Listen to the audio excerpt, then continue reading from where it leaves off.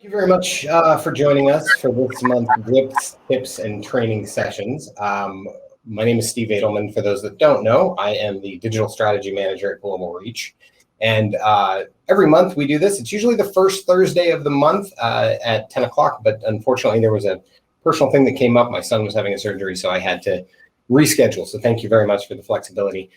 These sessions are not only recorded and then later saved and can be found on a playlist on our YouTube channel, but we usually have them embedded in our blogs on Facebook. And then in the near future, we hope to have them as part of the Global Reach podcast, which is something that we're working on putting together now. So there's always a way to get these resources. On this call, we also have not only other clients, but we also have some account managers with us. There's other digital marketing specialists. So if you have, how this format works is the first half hour we'll spend talking a little bit about the presentation, which in this case is the rise and power of social media audio, social audio, if you will. And then the second half is a Q&A session. So I'm going to tell you right now, I've been told this many, many times, you might want to grab a notebook because I'm going to give you a lot of information. And if you have questions, I'm happy to answer them. You can also follow up afterwards. You can email SEO@globalreach.com if you have questions that you don't want to tackle online. But this is a good opportunity since this is one of those things that is recorded in the future. You can plug the company you work for, your name and the company you work for when we get to that point. So without further ado, I'll jump right into this. So digital marketing has always had to encompass some form of social. People need to engage. And over the last year, especially with COVID, they've been looking for new ways to do that. Now, back in the 90s, 80s-ish, there were these party hotline chat rooms that you could call. You'd call a 1-800 number. They would put you in a room with a bunch of perfect strangers, and you could just talk to them. And they were literal hotlines that you would call, and they were chat rooms. And I'm an older guy. I turned 40 a few days ago, so I feel old. But the nice thing about that was that you would be able to interact with perfect strangers. And it seems weird to say that now out loud, but a few months ago, well, last year, I should say, Clubhouse came out. So for those unfamiliar, Clubhouse was an Apple-only app that was getting huge backing from Silicon Valley. I'm talking billions of dollars of investors, and the idea was it was very exclusive because it was in beta testing. You had to have an invite, so you could download the app, but you wouldn't be able to actually get into Clubhouse without having some kind of an invite. And the way that it works was you'd see a list of these rooms. They have a name and what the subject was. And they essentially have a stage where you could have people come up and start talking, and everybody else would listen. And the interesting thing about it was people like Elon Musk, Oprah Winfrey, big name, big influence people were getting into Clubhouse, and they were basically doing free TED Talks for a couple of hours, an Ask Me Anything session. So there was a huge amount of exclusivity to this, and it really went viral. If you haven't heard about it, Google it, and you'll find it in Forbes, you'll find it in MSNBC, you'll find just about any news outlet actually talked about it for quite a while. On May 9th, I think it was May 8th, so literally very recently, Clubhouse finally launched on Android. Now, it may or may not be too late because in the meantime, what has happened is social audio has exploded. The big dogs, Facebook, Instagram, LinkedIn, they all realize the power of social audio, the power of voice, the power to get people to connect and hear your message and network with people in meaningful ways. And so it kind of blew up. And so now Twitter was the first one to really dive in. They created a thing called Twitter Spaces. And at first it was beta testing. They've now opened audio spaces to everybody that has over 600 followers. So if you have 600 followers or more, you can. So a few months ago, they did this thing called Fleets, which is basically their version of stories, short form content or text or whatever that is there for 24 hours and disappears. It's kind of like Snapchat. However, now there's a glowing purple orb around the name for Spaces. And when you go to post something, if you're on the app, pardon me, if you're on the app, you have a choice of posting a GIF, a tweet, a fleet, or Spaces. And if you open Spaces, how it works is you'll see, you can name the space and then you go live essentially. And at that time, anybody that's in your followers can see that you're doing an audio space, and they can jump in and they can you can invite them to talk, or they can just sit in and listen. IGN, which is basically a video game and technology news company, was the first to really jump on board with this. They got exclusive interviews with stars of Disney Plus shows, Falcon and the Winter Soldier, that sort of thing. And so they would have, after this would air or during it, they would have essentially watch parties. And anybody who followed IGN or Disney Plus would be able to, hi Madhu, anybody who followed that company would be able to jump into the space and listen in on it. And so it's basically a platform for people to have these conversations. It's been opened up to everybody. There's new features, which is really interesting. I was able to get into some early beta testing with it. And what I found is that with any of these audio platforms that I'm talking about, they all have their own quirks. So some of them you can record, and that's fantastic because then you can repurpose that audio. Some of them you can record video, which is even better. But a lot of them, once you're done, you're done. So essentially, that fear of missing out is the draw.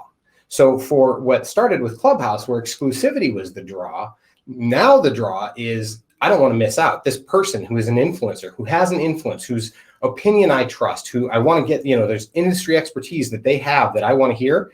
Once this is done, it's done. It's not being recorded. That's kind of what Spaces, the interesting thing with Spaces is. Now, when I've tried to run Spaces for personal testing, what I found is that unless you announce it ahead of time and you plan it out and you really make it an event that's going to happen, people tend to not jump into Spaces because you have to plan it for when your audience is online. And that's the important thing. And so what is the appeal to the average company? Well, it's a chance for you to interview industry experts. It's a chance for you to get into the audio space. Podcasting has exploded, and so much so that there's been big moves on the parts of Spotify. Facebook just announced that now they have a partnership with Spotify so that if you're on Spotify and you're listening to a podcast or a song, you can hit share and you can actually share in real time as you're listening to what you're listening to on Facebook, and you can talk about what it is. And so when you close the app, you can continue to listen to it through Facebook. And so it's all getting more integrated. It's all getting more, like every platform is offering some kind of audio space. And the reason that I bring this to your attention is because it's a huge digital marketing opportunity. No matter what the innovation is, it is 1000% true that the early adopters are the ones who get the lion's share of attention. Because they're experimenting with it. They're not afraid to get their feet wet. People understand that when you're early on it, you're just figuring out a platform, so they're more forgiving if it's not, super professional and polished. If it's not the best audio quality, the best video quality, they get it. You're testing it out. The idea is you learn every time you do it, and you continue to grow. So by the time as you're growing, and there's something endearing about that authentic one-on-one experience. So as you're doing this, as you're growing, you're having an opportunity to grow your audience and you become more of an influencer. It's the whole post things on LinkedIn because they want to expand their personal brand, if you will. So on that note, just to give you kind of an idea of how wide this is reaching, we've got Clubhouse, we've got Twitter Spaces, Discord, which originally started out as an app for streamers, for people who are into video games.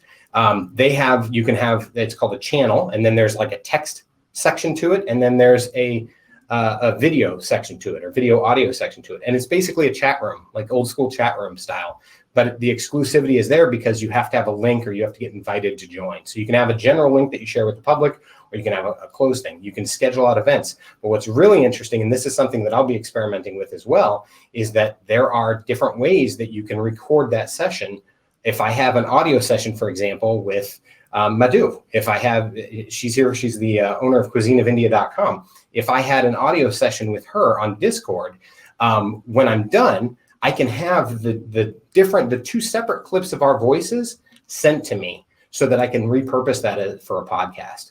So there's ways to use and cut out all the ums, the uhs, the stutters, the blah, and edit them separately and then put them together. So it's easier to get access to that content, whereas most things you literally have to, strip it all out at once and then play around with it. Spotify now has a thing. Earlier this year, Spotify announced that they acquired the live audio app Locker Room. And they have a very unique market share for sports fans. So they're diving into that. There's a audio streaming platform from South Korea called Spoon that is gaining traction. There's one that I have played around in quite a bit. Is called Stereo, and Stereo basically has two random people. You go live, and unless you have an invite that you've sent to one person specifically, it randomly pairs you up with one other person. And then anybody can listen. They can record little audio clips that you can interject. But what I like about it is that at the end of the live session, it gives you the opportunity to download it in an MP3 or MP4. So you have that, you can literally turn a stereo session into a podcast. Now, the issue that I found is that stereo is a little raw. It's unedited. There's a lot of profanity. It's not necessarily safe for work unless you really kind of tailor it. So it's an easy thing to access, but it's not necessary. It's basically the Clubhouse for those who don't mind. It's Clubhouse after hours, if you will. Those who don't mind a little more direct and raw conversation. So good point. Somebody says, Ginger, who is with the Biker Lawyer, says kind of depends on the job. So yeah, you might find some cool people that you like in there. It could help. So Fireside is another one. That's one that Mark Cuban originally announced. And then of course, LinkedIn now is working on their own thing for thought leaders and that sort of thing. There's Slack. And so Facebook, this is another one that's super interesting. Facebook had a huge announcement recently. And they said that by the end of summer, anybody who has the Facebook app and or the Messenger app is going to essentially have an audio studio in their pocket. They're using their advanced machine learning and AI so that it can cut out a conversation. You and I can be talking on the corner of New York at the busiest time of day, and it'll cut out all audio except for the two of us. And they showed a demonstration of it on a Facebook post, and it was like, wow, that's really impressive. It really does work. You can also alter voices and make it sound like somebody sounds like a chipmunk or baritone or however you want to do that. You can add background sounds to it. So you have access to all these different ways to meet up. This is not rolled out for everybody yet. They promise that it'll be done by the end of summer. But what I have noticed is that for select people who have the Facebook app, at any time when you go to post an update, they also have a thing called Facebook Rooms. And Rooms is essentially going live where anybody you're connected to can jump into a room and have a conversation. Exact same concept. So this idea of connecting with people on a very organic level is huge. Businesses can use this to establish their industry expertise and get their voice out there and express their unique message and reach people that they've never even thought of reaching in the past in ways that they've never thought of. So since all of these programs are still in their infancy, it's a good opportunity to really dig in, get your feet wet, see what it's all about, and see if it's something that not only you like, but something that is beneficial to you. And, a lot of people say, well, what if I dive into this and then, for example, one of these apps gets bought out by a big dog and then it gets shut down? Then I've just wasted all that time. But that's not true. So here's why I say that. It's not a sunk cost because you take that brand equity with you. Anytime that you can build your audience, if somebody likes you, they're going to look for you elsewhere. Mark Rober is a great example. He started out as a big Vine guy. And for those that don't know, Vine was a 3 or 6 second video platform. Grew millions and millions of followers on that. Twitter bought Vine and shut it down. And so all of those people then that loved Vine and used it every day were looking for a suitable alternative. So Rober then took his audience and just grew on YouTube, did the exact same kind of content, just more expanded and on YouTube. And now he's a huge star on YouTube. So you take that brand equity with you. There is no such thing as sunk cost when it comes to trying out these new things. The investment, what's that? Thought somebody said something. The investment of time is something that you do have to invest the time, but it's not sunk cost there either because you're learning. And that's really the key. Audio only social media platforms are really not only a new way to engage, but it's huge. I mean, the purchase in 2020, the purchase of sound bars and Bluetooth headphones and speakers and things like that totaled $7.5 billion. People love audio. In fact, here's a great tip for anybody who's doing B2B, business to business. If you've tried to reach out to somebody, you've sent emails, or you've tried to call and you can't get through a gatekeeper or something like that, a fantastic way to get in touch with somebody is connect with them on LinkedIn. And then instead of sending them a thank you message, send an audio message almost every platform has the functionality to send an audio message of your voice talking, okay? It grabs people's attention because nobody's really doing that. And so they're gonna listen to it. And when they listen to it, I can't tell you how many times I've had people go, wow, that's really cool. I didn't even know I could do this, thanks. And so it's a good opportunity to let them hear your voice, show that you're not a bot, show that you're not somebody who is trying to waste their time, that you do appreciate the connection. And then you can start that partnership process very, very organically. So what's really interesting about a lot of these platforms is, and as far as social media goes, is that they're voice only. There's some of them have a video aspect to them, but they're voice only. You don't share memes, you don't share status updates, nothing like that. It's a talking space. It's a room where you're having conversations that are organic. And so if you're the curator of that room or that space or whatever, you have the opportunity to make it a great experience. And you have social proof there, because if it's a good experience, other people join. The more listeners there are, people join, they jump in. It's fantastic. So it's an opportunity to share stories, get a little bit of deeper engagement, really. As far as podcasts go, I did promise that this was kind of a two-part thing. Roughly 2 years ago, I had a client reach out to me. Share story. What's that? Oh, about 2 years ago, I had a client reach out to me and say, what do you know about podcasts? Should I be investing in that? Well, as a social media, as a digital marketing strategy manager, I take pride in knowing as much as I can about just about everything. I can't be an expert at everything, but I want to know something. I want to be able to provide value. So if you bring me a question, I want to have an answer. Unfortunately, I knew nothing about podcasting. I just knew that it was a thing, and I'd been invited on podcasts before, but that was about it. I just sat down and talked, and that was all. So I did some investigating, and I said, look, I think it might be worth it. This is a very big growing market. Again, this is pre-COVID. This is something you might want to look into. And I explained what it would take to start a podcast. And the client said, yeah, I think it's too time consuming and there's too much editing. And I don't think I have the time or money to do it, but thanks for looking into it. So that really kind of bugged me, because my thought was, there's got to be a way to do this where you don't have to spend a lot of money. So I took it upon myself to start my own podcast using only an app on my phone. And my rules were very simple. I had to be able to have guests. I had to be able to promote this thing 100% on my phone using only free apps. And I had to put out daily content. Well, that ended up becoming a bit too much, and now it's weekly content. But building that out, I've learned so much about the networking, about how to produce and how to do all this stuff. And again, I'm still just using stuff on my phone for that. And so I've used it as not only a proof of concept, but also as a great marketing tool to make some great business connections and give people a platform to talk about important issues, from mental health to just all kinds of stuff. I've had some fantastic guests across the spectrum, leadership, all kinds of stuff.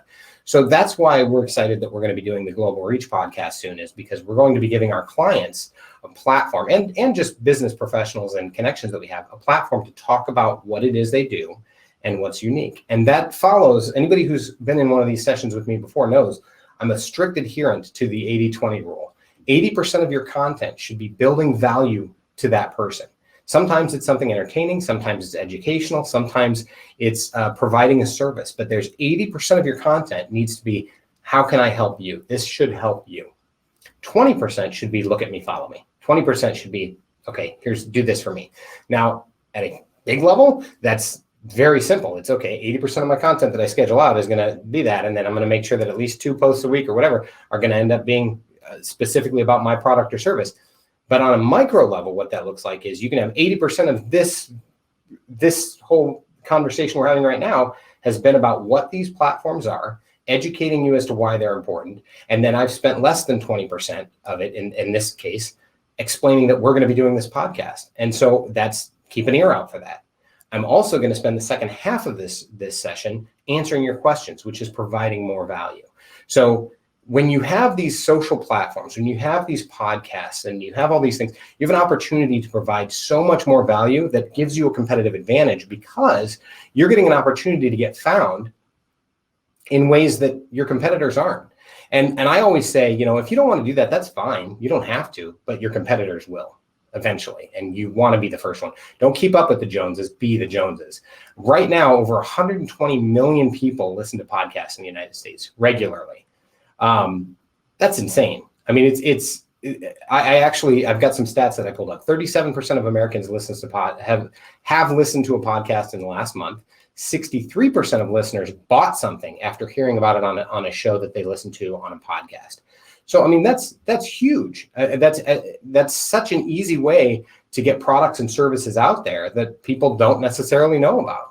And, when I say bought something, a lot of times that's a subscription to something. That's scheduling a free consultation. Technically, that's a buy. You may not make any money on that consultation, the initial one, but anybody who builds their business off free consultations will tell you that's when you're making your first impression, and that's golden. So the reasons that you want to jump into this there's 4 specific reasons that I really wanted to hit.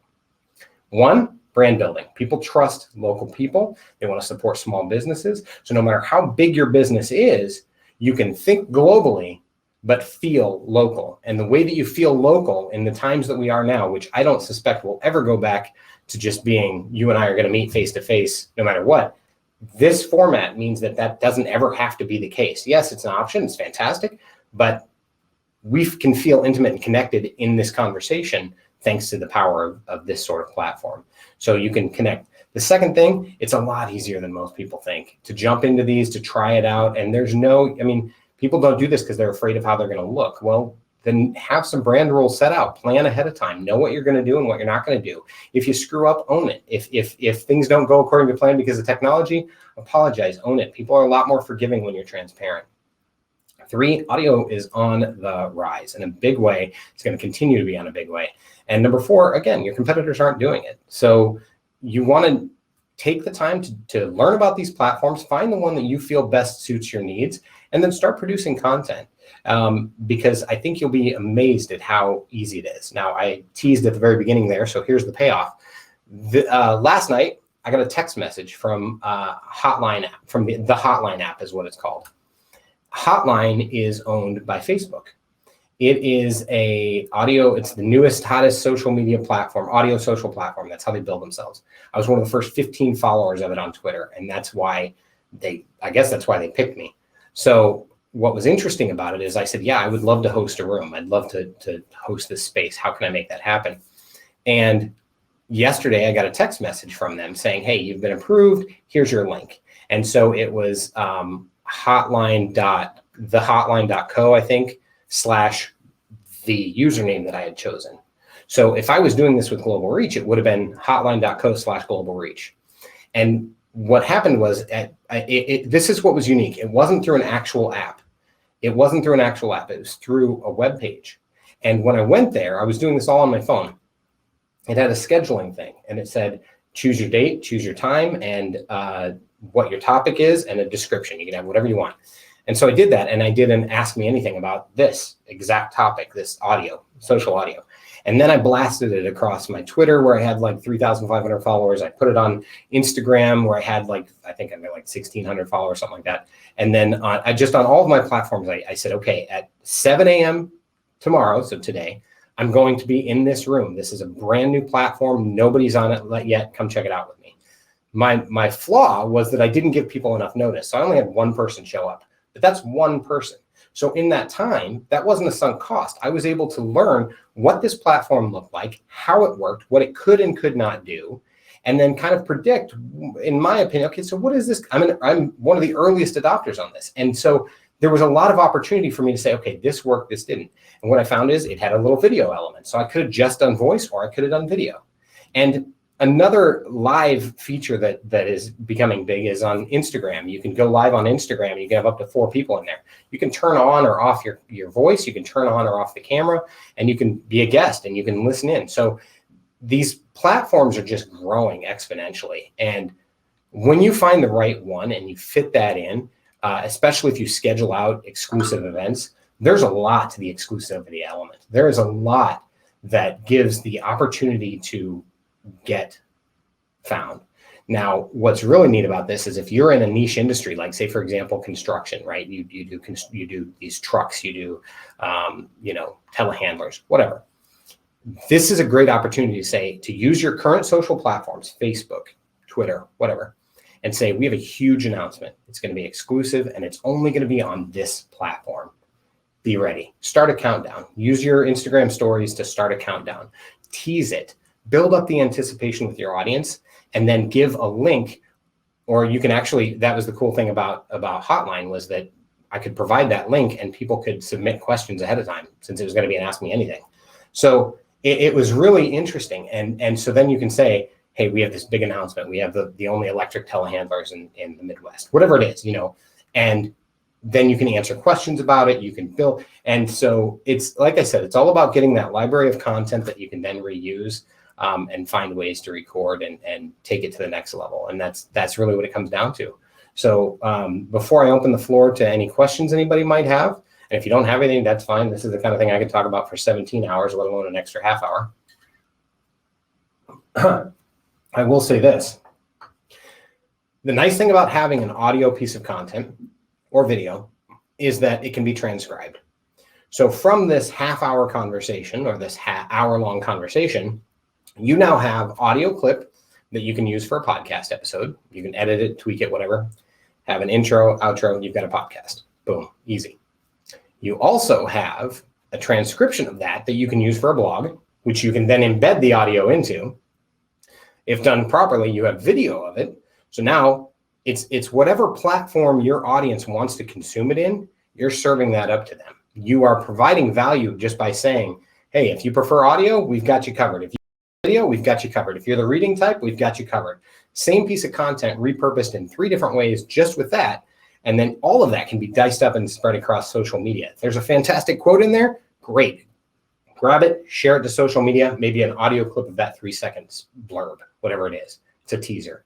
So one of the things I'm most proud of, I was able to take a 15-second piece of content and share it across 8 platforms and I think 14 different pieces of content from, I think it was 15 or 30 seconds. So it's very possible to do. And if you repurpose it and use it at the right time, you just don't overdo it, it provides a lot of value. So that's pretty much all I had on this. I hope I've convinced you guys that you need to be looking into this. What questions are there? Anybody have any questions for me? By the way, everybody's muted, so remember to unmute. Okay, best audio platform overall at presenting, regardless of the subcategory. That's a great question. So when it comes to presenting something, or no, I'm sorry, it says at present. I thought he said when it comes to presenting. Again, it kind of, you can't say regardless of subcategory, because it does depend on your audience. As you pointed out earlier, you deal with bikers. They are very no BS kind of people. They're very straightforward. They smell through crap. They don't want to deal with fluff or fake stuff, right? So a platform like Speaker might actually be perfect for you. That's pretty raw. Best audio platforms for service-based industry. Usually, okay, fair enough. Okay, so I would say the ones that you're going to want to be on, if Twitter is a regular part of what you do, then you want to be on Twitter Spaces. If Instagram is a part of what you do, it's very platform specific. If I'm a big fan of Instagram, going live on Instagram or using Reels, because at the end of a live, you have the option to download that video and then you can tweak it and you can reshare it as an IGTV video, or you can repurpose it and use it on Facebook or on YouTube or whatever. So I'm a huge fan of the audio and video platform that Instagram is doing via their lives. So I would say generally that's a good one. Going live on Instagram, that's really, really big right now. But since it's all in its infancy, if you can get into Clubhouse, get in there. If you can get an invite, again, it's still invite only. I've downloaded the app, but don't have anybody that's got a link for me, because you get a limited number of invites that you can provide. So I'm waiting to get in to test that myself. I can't give you a direct answer on that just yet. That's how new this is, but I am definitely testing just about everything.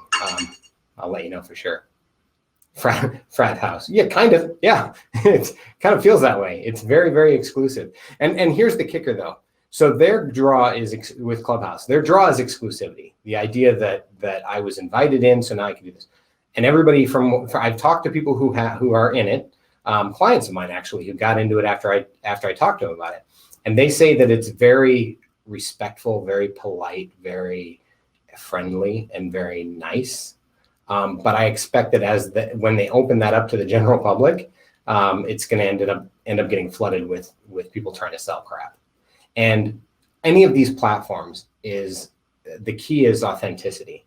If you can get an industry expert, or if you are an industry expert and you can provide those insights, or you can have a draw, somebody who's well known in your industry, then do it. And that's a great opportunity for them to reach your audience and for you to reach their audience. Neil Patel is a very well-known person in the digital marketing world. He's on it like crazy. And if you Google digital marketing, Neil Patel almost always comes up. And I follow a couple different industry insiders on Instagram.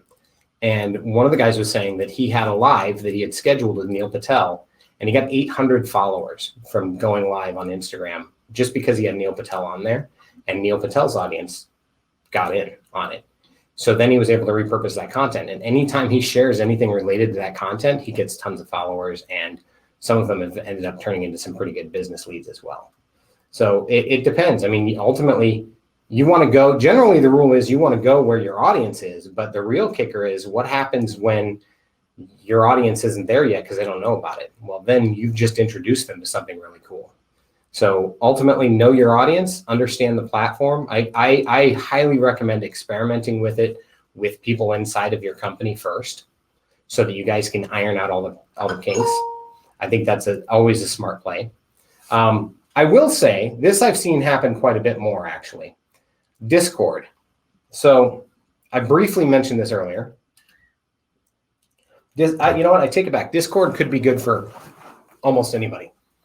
So the interesting draw to Discord is that they say that video quality, when you do a video meeting on Discord, is better than Zoom. When you set up a share link on Discord, so apparently I'm, for those who later and may not be able to see the chat, John was saying that stage channels is a very real thing, and that the audio and video quality is second to almost none. You can use there's a chat bot a bot called Craig, CRAIG, and if you invite Craig, or you have it join, and you do a video or audio channel, it will begin recording that channel, and then you can essentially kick him at the end of it. And when you do, he private messages you access to the video link and the audio link. So that's how you can get that. So you can record Discord very, very easily. But it's about understanding what that platform is. So they call them a server. So don't get scared off by those who don't know technical verbiage. You set up your own server for Discord, and then you have separate rooms essentially that are channels. And you can have text-only channels where you can do essentially support, or you can have audio video channels. But ultimately, I think that could be a very, very big, it's actually, I think, the third largest downloaded social app on any platform. It's growing very fast. So that's one that I've been watching pretty closely. And I would recommend, if you want to figure out where to start, that might not be bad. The only key is you got to build your audience. You have to let them know. He asks, is there any digital guides to preliminary setup for each voice platform? How long, along with recommendations by industry for which they should utilize?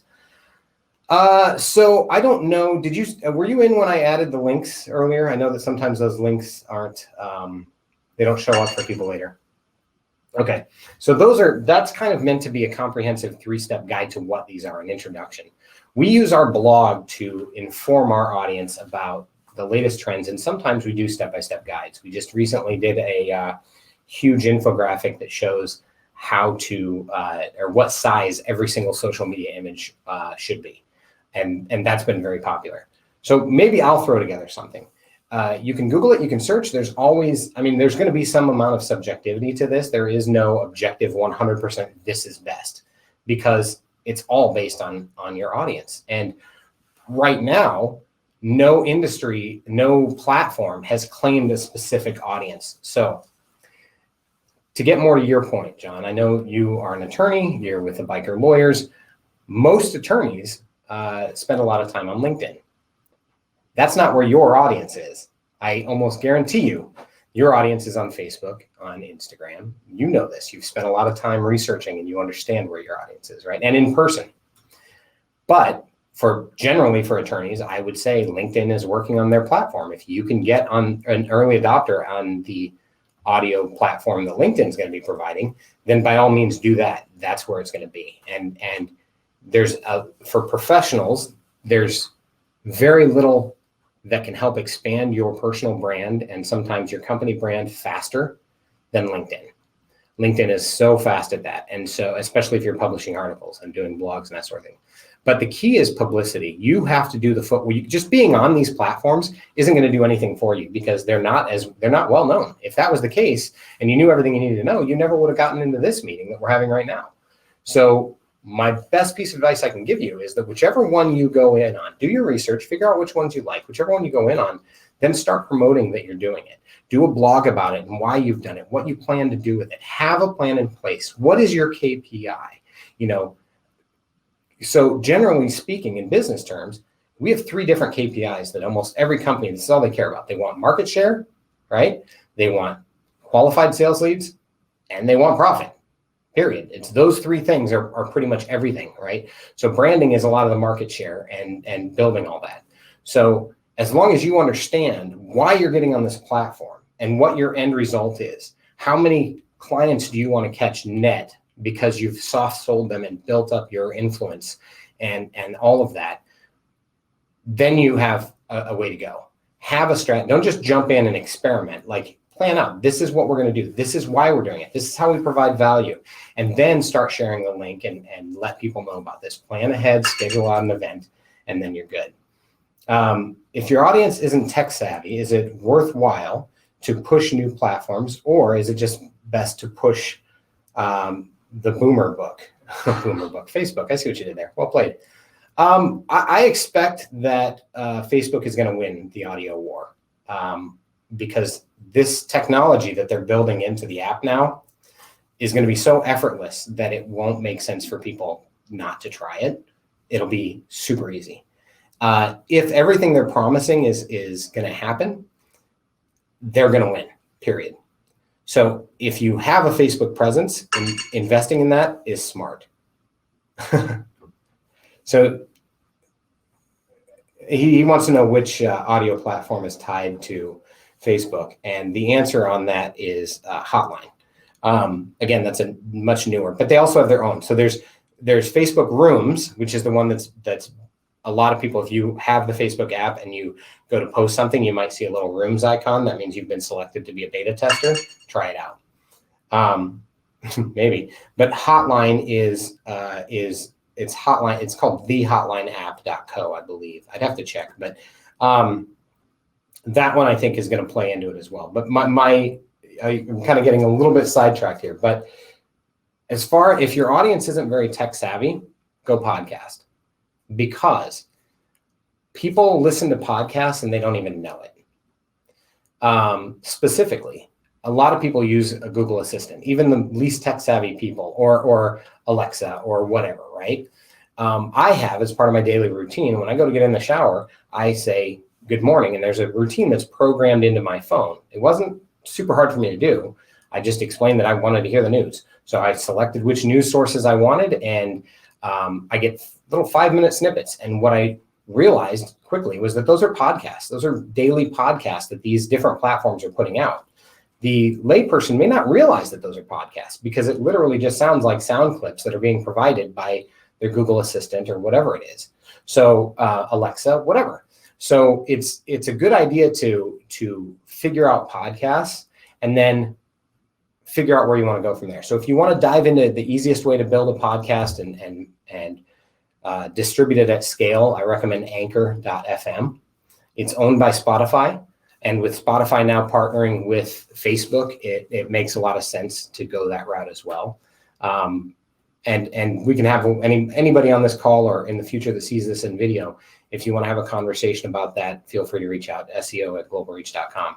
It's definitely something that I I can have a fuller conversation with. But I know that with the trend of growth for podcasts over the last year and a half, well, frankly, over the last 5 years, but really recently, and the amount of money that companies are investing in getting podcast attention in these platforms, it would be very, very smart. In fact, in your industry, Dickinson Law out of Des Moines has, I think it's called Juris, Beyond Juris is what it's called.